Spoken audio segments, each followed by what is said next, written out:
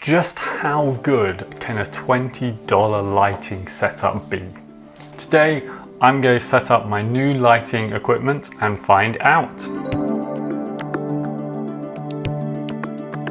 Hi, my name is Chris Wilson. I'm a Christian in Krakow, Poland, and I make videos on church tech and Bible reviews, as well as note-taking systems.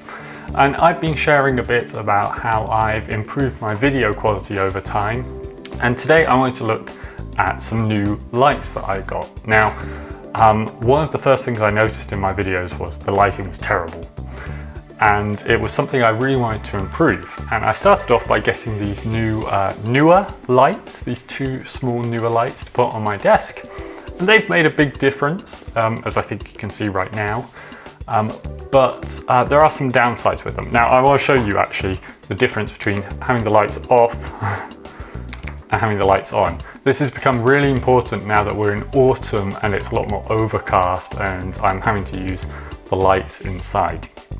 But some of the downsides are they're quite small light sources. They're only about 5 inches across in total. And that means that they're quite harsh light, which is amplified by the fact that they're LED lights, which are also harsher than some other forms of lights. I'd been looking at some much more expensive lighting, like the Godox SL60W, which costs about $100 to get started. But the price and the size of it really put me off diving in such an investment when I had these newer lights which were much cheaper and are much smaller, more portable. I can use them at my computer desk. And obviously I don't have the largest flat. So I did have some photography equipment because I'm a keen photographer and for using with flash. So I had an umbrella and a light stand, as well as a speed light mount. Now a speed light obviously isn't going to work for video because it's a flash that goes off and on. You can't use that to light a scene properly. However, I was aware that you can get these fluorescent light holders that also will mount an umbrella. So I thought, that might be worth looking at.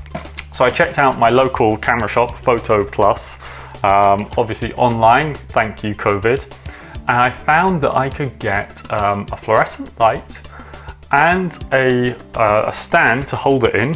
This is the stand here. So it mounts the fluorescent light there, has it on off, and it can have the umbrella coming out of there. So I found that I could get both of these for about $20, $10 each. And in my mind, that was worth a risk taking, and I had all the rest of the equipment set up. So what I'm about to do now is set up the equipment, and then we'll compare the lights before and after. Compare the Neewer lights and this Neewer light. New light.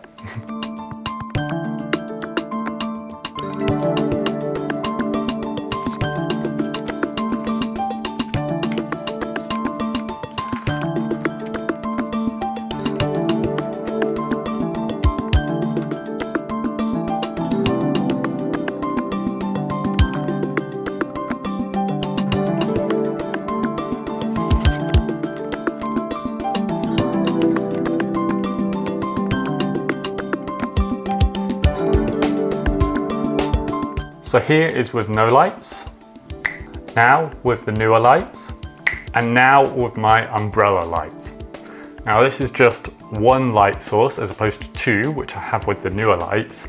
And I guess in theory I could also add in this Neewer light a bit and turn it down maybe to try and get a bit more fill or something like that. So I think that's pretty good compared to before. In my opinion, that's quite nice. I've got a little bit of fill light coming in here to light up the shadows. Very nice soft bounce light there. Much better than the harsh light from the Neewer lights. It's quite a big lighting unit, as you've seen from setting it up. Much bigger certainly than the Neewer lights. I also had some trouble getting it here. I had to get an extension cable to make sure that I could get it across, but I have the same issues with the newer lights anyway. I think I'm going to keep using this for the moment. It seems like a real improvement to me.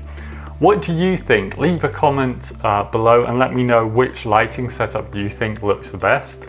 And obviously I'm going to keep sharing some of these things as I learn them.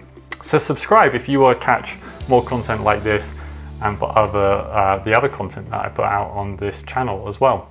Thanks for watching.